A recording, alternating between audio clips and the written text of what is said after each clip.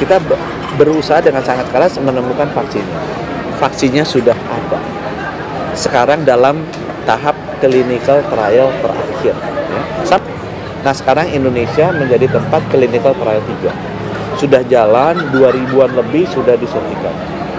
Itu dilakukan oleh siapa? Oleh peneliti-peneliti dari Fakultas Kesehatan Masyarakat Universitas Indonesia dan Universitas Padjadjaran. Sementara itu, Presiden Prabowo Subianto juga bertekad untuk menekan angka kematian akibat penyakit TBC di tanah air. Presiden juga mengemukakan Indonesia dipilih sebagai negara lokasi uji klinis vaksin tuberkulosis atau TBC yang saat ini sedang dikembangkan oleh Gates Foundation. Hal ini disampaikan langsung oleh Presiden Prabowo Subianto dalam pertemuannya dengan pendiri Microsoft dan tokoh filantropi dunia Bill Gates di Istana Kepresidenan Rabu 7 Mei 2025. Beliau telah memberi hibah ke Indonesia senilai 159 juta dolar. Di kesehatan 119 juta. Beliau sedang kembangkan vaksin TBC untuk dunia, tapi Indonesia akan jadi salah satu tempat yang akan diuji coba. Dan kita harus mengetahui bahwa TBC memakan korban kita cukup besar, yang meninggal hampir 100.000 tiap tahun, dan itu tekad kita untuk menurunkan. Kepala negara tegas berkomitmen untuk menurunkan angka kematian dan mengakhiri dominasi penyakit yang masih menjadi beban kesehatan nasional.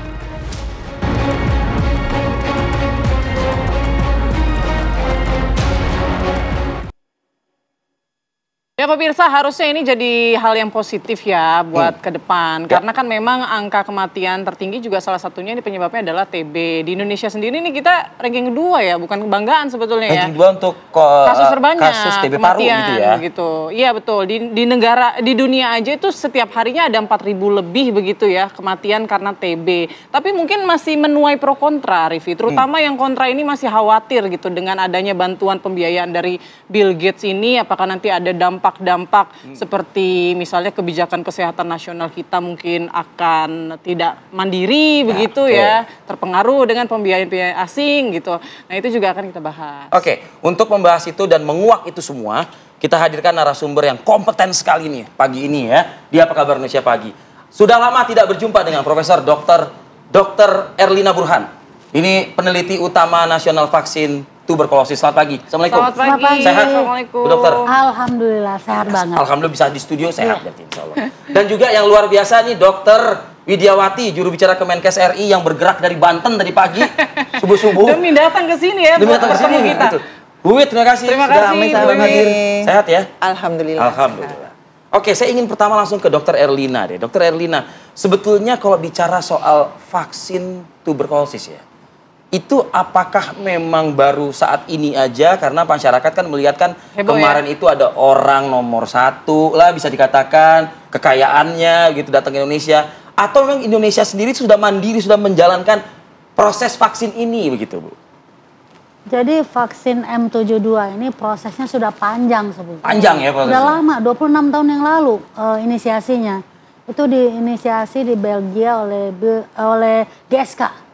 GlaxoSmithKline itu perusahaan farmasi bersama-sama dengan para ilmuwan, tentu saja researcher dan akademisi. Mereka mulai dengan penelitian di laboratorium tahun 1999. Lalu setelah dilihat ada potensi untuk vaksin, baru dilakukan uji preklinik namanya, itu di hewan coba, mulai dari tikus sampai ke primata non-human, itu kera ya, yang mirip karakternya dengan manusia. Nah setelah hasilnya menunjukkan potensinya bagus dan juga keamanannya cukup baik, barulah boleh lanjut ke uji klinis namanya. Uji klinis itu dari penelitian, penelitian di manusia. Dan itu juga nggak buru-buru, ada fase-fasenya, fase 1, fase 2, fase 3, dan masing-masing fase itu ada mungkin 3-4 tahun gitu ya, bahkan 5 tahun. Per fasenya itu? Iya, fase satunya bukan di negara seperti Indonesia loh, di Belgia, di Switzerland, di Amerika Serikat, dan juga yang negara yang berkembang di Filipina.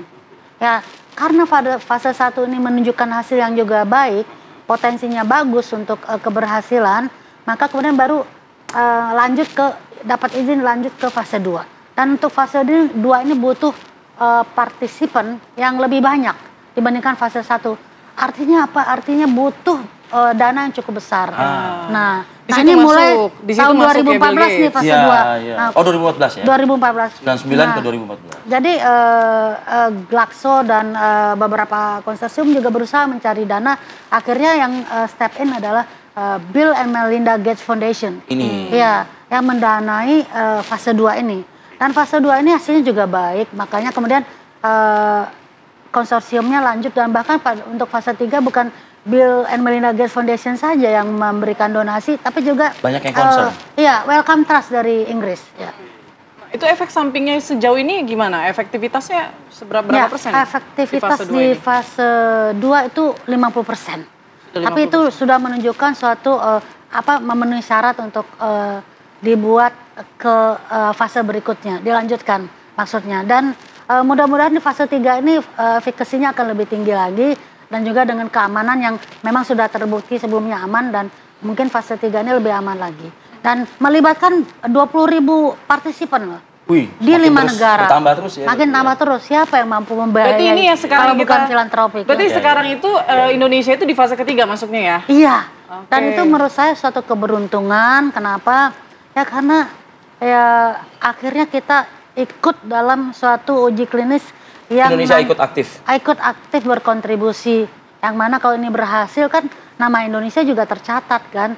Kita bukan saja penonton seperti selama ini, dan kita juga perlu tahu semua obat yang ada sekarang, semua vaksin itu lewat fase-fase yang sama. Nah jadi kalau ada yang nggak setuju ya nggak akan pernah ada temuan, dan kemajuan teknologi dan inovasi ini akan berkembang terus. Kita harus ikut di dalamnya, jangan jadi penonton. Untuk kita di tanah air sendiri, kasus tuberkulosis ini sudah mengkhawatirkan fasenya. Iya, sudah lama sekali ya bahwa kita tidak membaik ini ya. Kalau di dunia ada 10,8 juta kasus TB baru yang aktif, Indonesia itu 1.090.000. Artinya apa? Artinya 10% kasus TB di dunia itu ada di Indonesia. Jadi kita butuh banget inovasi, kemajuan teknologi untuk menemukan, untuk mengobati sampai sembuh dan juga untuk pencegahan. Ya, which is vaksin adalah salah satunya. Oke, saya geser ke Dokter Wiwit kalau kayak gitu. Dokter, pemerintah dalam hal ini mendorong sangat begitu ya. Teman-teman, ada Dokter Erlina Burhan dan beberapa tim lainnya sebagai peneliti ini yang kita sepertinya sudah harus gitu mendorong agar dunia pun juga memiliki semacam kayak apa vaksin seperti itu. Prosesnya ini nih gimana? Bisa diceritain nggak? Kira-kira? Iya, tadi kan seperti diutarakan sama Dokter Erlina bahwa ini sebenarnya sudah berlangsung lama sekali. Dan kita tahu bahwa TB itu nomor 2 ya di Indonesia. Jadi prosesnya sebetulnya sesuai dengan yang diceritakan Dr. Erlina bahwa kita sudah masuk fase 1, fase 2, fase 3, fase 3. Dan sebetulnya ini sudah disuntikkan sama partisipannya itu sebanyak 2095. Dalam fase uji klinis kan? Iya, dalam fase uji klinis. Jadi kan kita mulainya kalau yang uji klinis ini pencarian partisipannya di 3 September 2024, kemudian akhirnya di 16 April 2025 dan kemudian sudah disuntikan ke 2095. Ya kita berharap bahwa kalau suatu negara itu punya sebuah ketahanan kefarmasian, maka kita akan bisa mengembangkan vaksin dan obat. Dan seperti tadi dikatakan, kita bangga loh kita ikut. Prosesnya ini berjalan dengan baik. Prosesnya ini cukup ketat dipantau oleh kalau di Indonesia sama BPOM, kemudian ada komite etik, ya kemudian ada komite yang lain dan kemudian para pakar di Indonesia. Jadi kalau pakarnya tuh ada ahlinya sendiri, ada perawatnya, ada laboratorium. Oh iya, kalau Dr. Erlina mah itu ketuanya deh gitu ya. Terus kemudian diawasi dan dipantau. Jadi kita ini enggak uji klinis begitu saja. Dan seperti isu-isu bahwa katanya saya agak kalau isu saya juga banyak mendengar juga nih. Makanya saya lurusin di sini karena jadi karena ini sangat ketat, ada komite, ada pakar, salah satunya Dr. Erlina, kemudian ini juga sudah dilindungi dan kemudian dipantau, sudah disuntikan dan tidak ada efek samping yang yang berarti ya, Dr. Erlina. Jadi yang kalau isu yang sekarang dilurusin aja. Jadi si partisipannya tuh jangan dibilang kayak yang seperti isu itu, saya nggak akan sebutin tapi yang seperti isu itu, tapi itu adalah mitra dan kita harus terima kasih juga karena kenapa mereka itu mau loh mendedikasikan dirinya untuk diperiksa sebagai sukarelawan. Ini sukarelawan aja, kalau misalnya mereka nggak mau juga nggak apa-apa, dan kalau misalnya mereka tengah-tengah mengundurkan diri dong, boleh aja mengundurkan diri. Dan juga mereka ini dipantau, didampingi oleh konsultan dan juga diberikan asuransi kalau ada apa-apa. Jadi semua itu nggak seperti kata isu itu, ini mitra loh. Ya, dan soalnya takutnya efek samping jangka panjangnya gitu. Enggak, tapi kan sebenarnya udah apa-apa. dijamin juga iya, ya. udah gitu. dijamin, Dilindungi. ditemenin, dipantau, ada konsultannya, diberikan asuransi, kemudian dan ini ketat banget. Tadi seperti saya katakan ada komite, ada badan otoritas obat dan segala macam. Jadi nggak sembarangan dan kita memang butuh karena apa? Karena vaksin itu adalah salah satu yang bisa mencegah ini dan kita kan mau eliminasi di 2030. Tadi dikatakan Dr. Erlina masih banyak dan masih yang menjadi nomor 2. Angka 1 juta loh. Jadi 1 jam bisa 15-an ya dok ya? Nah tuh 15-an. udah diperinci lagi itu. Iya, jadi bisa sampai segitu. Jadi amat sangat membutuhkan yang namanya vaksin. Jadi saya berharap bahwa yuk kita masyarakat kita dukung ini. Kita dukung itu. Nah, isu lain boleh nggak dijawab juga Dr. Bibit? Soal, kalau tadi yang tidak mau disebut, saya juga nggak mau nyebut itu juga sebetulnya. Isu lain itu soal bisnis nih. Nah, ini kan waktu COVID pun juga sebetulnya isu-isu kayak gini kan keluar juga kan gitu ya ibaratnya. Ini bisnis. Artinya begini, kalau bisnis oke, tapi kan faktanya tuh vaksin masih terus berjalan nih. Ibaratnya uji klinisnya tetap berjalan seperti itu. Nah, ujungnya nanti kalau berhasil, kita bisa nggak dapat hak patennya? Nah, tadi dikatakan, balik lagi, tadi Dr. Erlina mengatakan bahwa kalau kita mengikuti satu peneliti kita direcognize. Nah, kalau sudah ada peneliti kita masuk dan direcognize dan diakui oleh negara, maka kita ada di posisi tawar nih. Kita bisa minta yang namanya transfer knowledge untuk bagaimana membuat vaksin itu di Indonesia.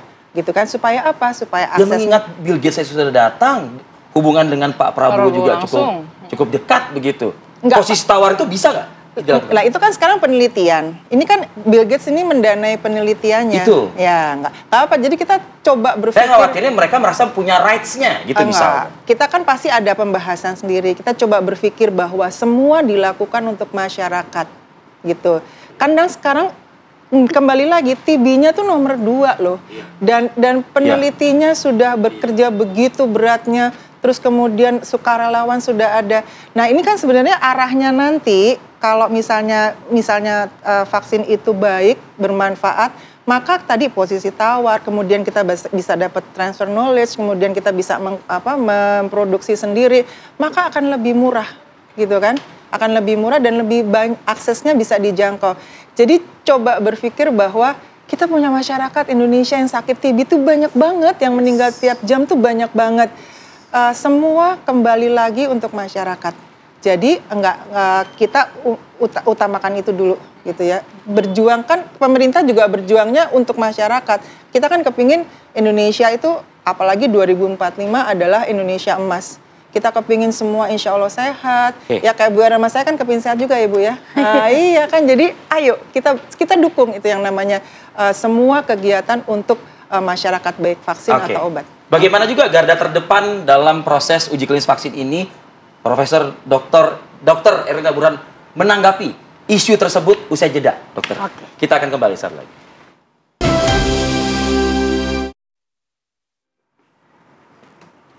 Ya, pemirsa, beragam komentar dari warganet maupun masyarakat juga ya soal uji klinis vaksin TB yang baru. Setidaknya pagi ini kalau misalnya disaksikan nih ya pernyataan dari para pakar dan juga ahli ini, mudah-mudahan sih sudah tercerahkan begitu ya. Yang mungkin yang khawatir begitu, ini nanti aman nggak, ini aman nggak, tadi sudah terjawab. Tapi mungkin kita dengarkan kembali ya bagaimana sebetulnya masyarakat merespon kehadiran ataupun juga uji klinis dari vaksin TB yang baru ini.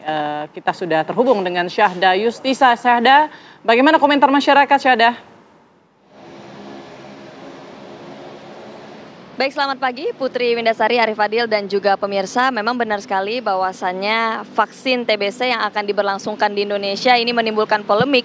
Dan seperti yang kita tahu bahwasannya untuk di luar sana, masyarakat di Indonesia ini tentunya ramai sekali di media sosial. Mereka bertanya-tanya ya kan, apakah memang vaksin TBC ini memang bisa menimbulkan kecurigaan tersendiri terhadap masyarakat, tentunya terhadap juga dampak kesehatannya ini seperti apa. Nah, kebetulan saat ini saya ingin bertanya terhadap masyarakat, respon mereka terhadap pemberlakuan vaksin TBC nantinya. Mereka setuju nggak ya? Mau nggak ya? Nah, kebetulan di sini sudah ada kakak-kakak yang berada di Velodrome Jakarta Timur yang akan saya sapa untuk bertanya mau nggak vaksin TBC. Halo, selamat pagi kakak-kakak. Dan kakak siapa? Saya Junaidi. Andi. Aku ke Kak Junaidi dulu boleh ya? Kak Junaidi, ini dengar nggak berita bahwa akan diberlakukan vaksin TBC di Indonesia? Iya, sudah dengar di berita-berita maupun di media sosial mengenai vaksin tuberkulosis di Indonesia. Nah, kakak sendiri ketika mendengar itu, mau nggak sih kak kalau untuk vaksin TBC sendiri? Kalau dari saya sendiri ya, sebagaimana upaya pemerintah dalam menekan tingginya kasus tuberkulosis di Indonesia maupun secara global gitu. Dari saya pribadi, saya tentunya mendukung program tersebut untuk dilakukan vaksin tuberkulosis. Tentunya juga kan pemerintah telah melakukan riset dan uji klinis yang sangat ketat gitu sebelum diberikan kepada masyarakat seperti itu. Nah, aku beralih dulu nih ke Kakak Andi ya. Kalau tadi Kak Junaidi setuju. Nah, kalau Kak Andi gimana nih Kak mendengar vaksin TBC? Kira-kira Kakak sendiri mau nggak? Kalau dilihat dari kacamata awam ya Mbak ya, seharusnya pemerintah itu menjelaskan dulu gitu tujuan dari vaksin TBC ini. Karena kan kita sebagai awam itu perlu hasil data atau riset lah gitu ya. Maksudnya aman nggak sih sebenarnya untuk vaksin ini ke kitanya gitu. Jangan sampai nanti seperti yang sudah-sudah gitu. Itu sih Mbak. Jadi kalau dibilang setuju atau dikatakan pengen, mungkin tunggu lihat hasilnya dulu kali Mbak ya, hasil uji klinisnya aman atau enggaknya gitu. Jangan sampai nanti kita yang jadi bahan percobaannya gitu sih. Tapi kalau kakak sendiri tadi kan berarti masih ini ya, setuju atau nggak setuju tergantung uji klinis. Tapi kakaknya mau nggak sih? Ragu Mbak. Iya ragu. Boleh dijelaskan lagi nggak sih kenapa nih ragu nih sebagai pribadi? Karena saya aktif juga Mbak ya di media sosial gitu ya, baik itu di X ataupun di Instagram itu banyak sebenarnya sih gunjingan ataupun banyak tweet-tweet orang ya yang menjelaskan mengenai vaksin ini masih belum jelas atau vaksin ini masih tanda kutipnya masih dalam permainannya elit global bisa dibilang gitu. Jadi memang masih ragu sih Mbak. Jadi perlu kejelasan ataupun hasil yang mantap dari pemerintah sendiri gitu. Karena jangan sampai kita yang jadi korbannya, jangan sampai kita yang jadi kelinci percobaan untuk vaksin ini sendiri gitu. Berat nih ya baca konspirasi di media sosial nih. Bener. Nah Kak Junaidi, ini melihat bahwa tanggapan Kak Andi kalau ada keraguan di masyarakat, kakak sendiri sebagai orang yang setuju gimana melihatnya menanggapi pernyataan Kak Andi tadi? Sepertinya dengan pernyataan sekian tentunya juga pemerintah lebih giat lagi untuk mengedukasi kepada masyarakat tentang pentingnya vaksin tersebut dan mungkin langkah-langkahnya sehingga vaksin tersebut dapat diyakini oleh masyarakat memang benar-benar sudah siap gitu diberikan kepada kita. Seperti itu. Makasih banyak ya Kak Andi dan Kak Junaidi. Sekali lagi terima kasih atas respon dan tanggapannya.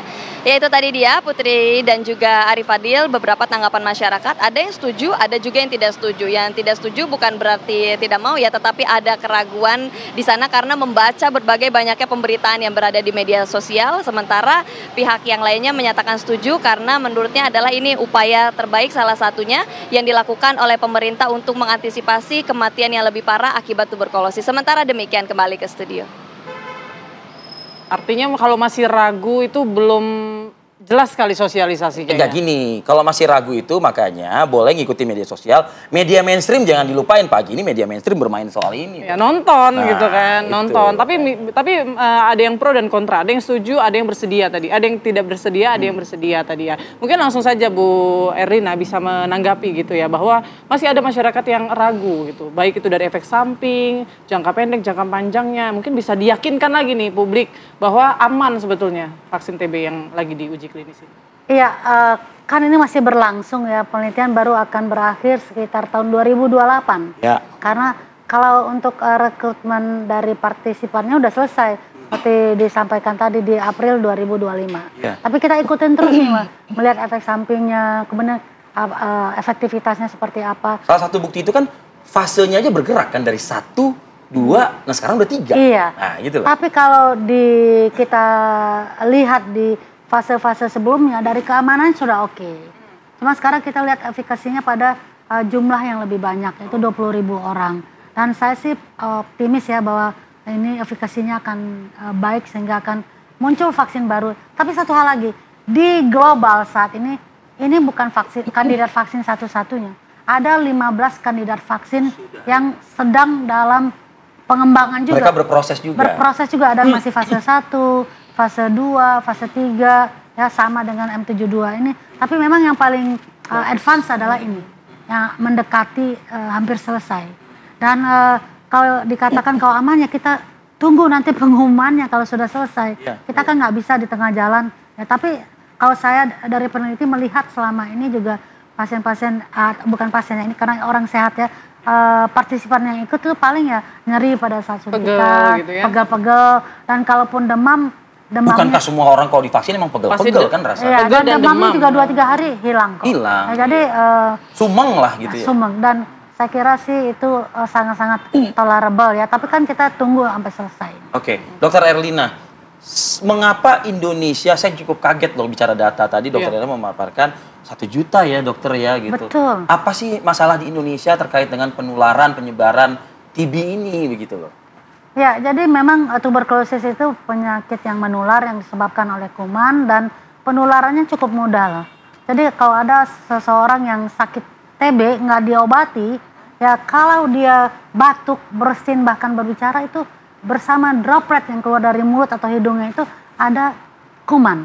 Dan kuman TB ini ukurannya sangat-sangat kecil, tidak terlihat tidak kasat mata, dan nggak punya gaya berat, jadi melayang-layang di udara. Nah ini berpotensi untuk orang sekitarnya menghirup udara yang mengandung kuman TB, masuklah ke saluran nafas. Tapi memang nggak semua orang sakit TB ya, tergantung dari sistem imunnya. Nah, jadi kalau sistem imunnya rendah, itu seperti HIV contohnya, itu 2 minggu bisa langsung sakit TB. Atau anak-anak yang memang imunitasnya belum berkembang sempurna, misalnya di bawah 2 tahun atau di bawah 5 tahun, itu juga mudah sakit TB. Nah, tapi kan anak-anak punya BCG ya.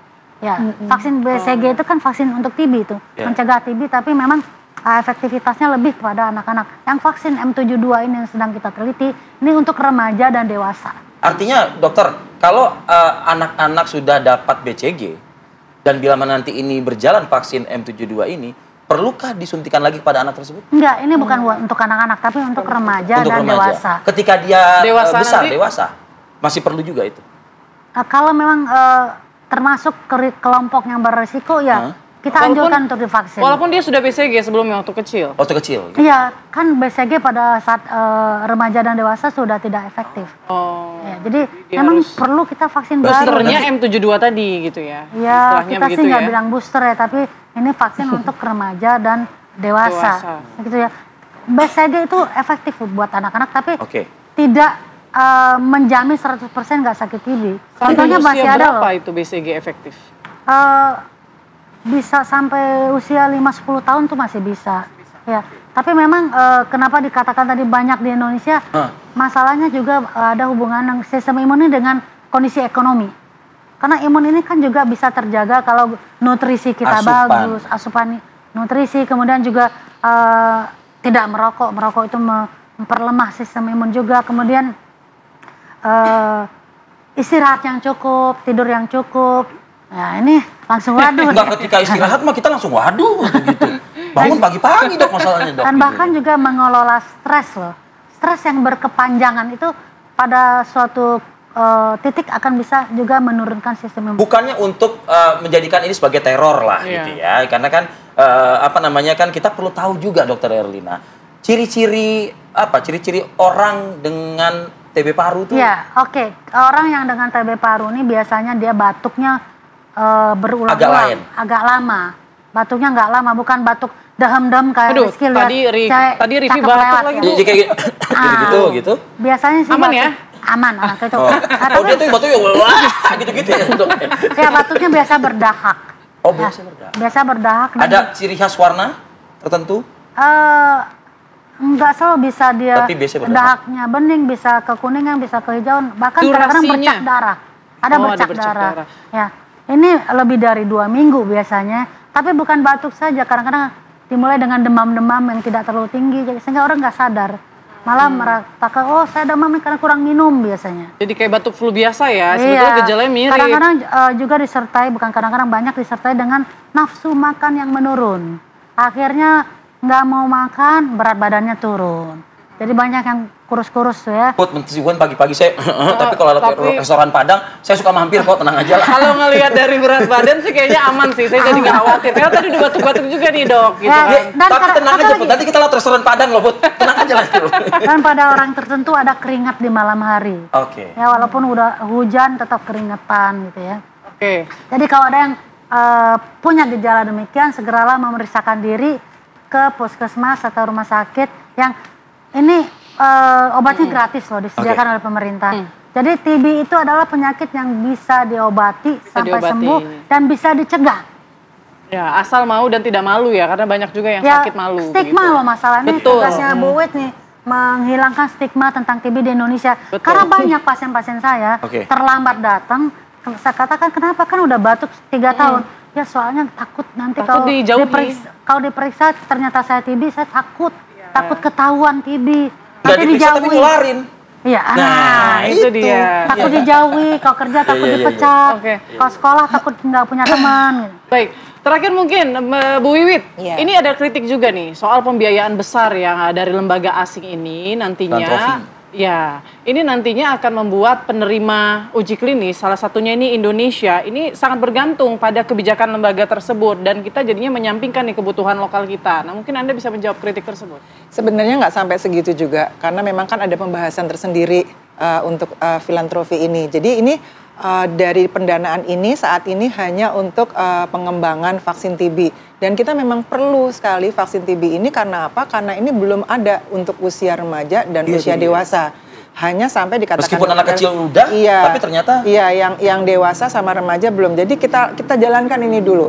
Karena kita lihat dulu hasilnya. Nah, seperti tadi saya katakan bahwa kalau misalnya peneliti kita ikut dan vaksin ini bermanfaat, baik, maka kita ada transfer knowledge, kan? Maka kita akan bisa memproduksi. Ada posisi tawar. Iya, kita bisa memproduksi. Dan itu mungkin tidak akan terjadi mudah-mudahan seperti itu. Jadi sekarang diikuti dulu, kita ikuti pengembangannya, kita ikuti pemeriksaannya, kita ikuti penelitiannya. Kita berharap bahwa vaksin ini akan bermanfaat, akan berhasil dengan baik, karena untuk usia remaja dan dewasa belum ada. Jadi intinya adalah yuk kita dukung yang ada sekarang gitu loh. Kita dukung yang ada sekarang, kita kembali lagi bahwa masyarakat Indonesia itu penting dan perilaku hidup bersih dan sehat itu sangat penting. Edukasi memang kami jalankan. Kementerian Kesehatan tidak lepas setiap detik istilahnya setiap menit akan terus dengan edukasi. Bagaimana dengan pasien TB yang ada di rumah, bagaimana dengan keluarganya, apa yang harus dilakukan supaya keluarganya tidak tercemar dan segala macam, itu tetap berjalan. Tetapi kembali lagi kepada masyarakat Indonesia, yuk buka hati bahwa terima ini dan ini untuk kepentingan bersama. Karena ini adalah pengembangan yang bagus untuk usia remaja dewasa yang saat ini vaksinnya belum ada dan kita butuh. Secara angka sudah tidak baik-baik saja juga kan? Iya, gitu, secara angka tidak baik, makanya terus berjalan dan kita dukung bersama-sama. Oke, kalau bicara edukasi tenang saja, TV One siap mengedukasi. Kalau media sosial menakutkan, TV One akan menjadi sahabat lah gitu loh intinya. Promosinya luar biasa ya. Iya. Terima kasih loh. Terima kasih Dr. Widiawati, terima kasih Profesor Dr. Erlina Burhan sudah bergabung pagi hari ini dan jauh-jauh dari Serang, Banten. Terima kasih.